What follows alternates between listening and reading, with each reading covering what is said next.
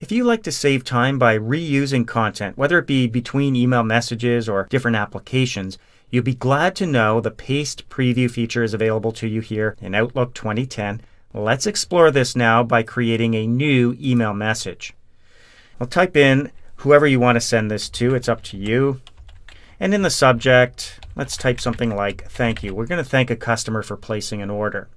Now, instead of typing the content, let's say we've got that content somewhere else, like in a Word document or in another email message.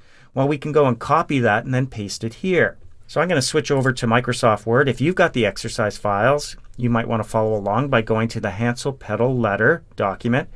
And let's say we want to select some of this text. We'll go from the very top where it says Dear Mr. Callahan all the way down to the end of the letter closing. We've got our text or content selected. Now we just have to copy it, Control-C on your keyboard or click Copy. And now we'll switch back to our Outlook message.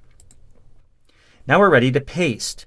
But before we paste, we have to decide what we want it to look like. And in the past, you would have to paste it and maybe reformat it to your liking. Well, in this case, we're not going to click the Paste button, but rather the Paste drop-down button just below it, which shows us a number of icons representing the different types of options we have for pasting. The first one is to keep the source formatting. That is the formatting we saw in Microsoft Word. And as we hover over this icon, we see a real-time preview in our Outlook message. If we move over to the next icon, you can see this is the Merge Formatting option, which pretty much strips the formatting off of the content and leaves us with some pretty plain-looking text. The last option is very similar to that as well. It's going to keep the text only.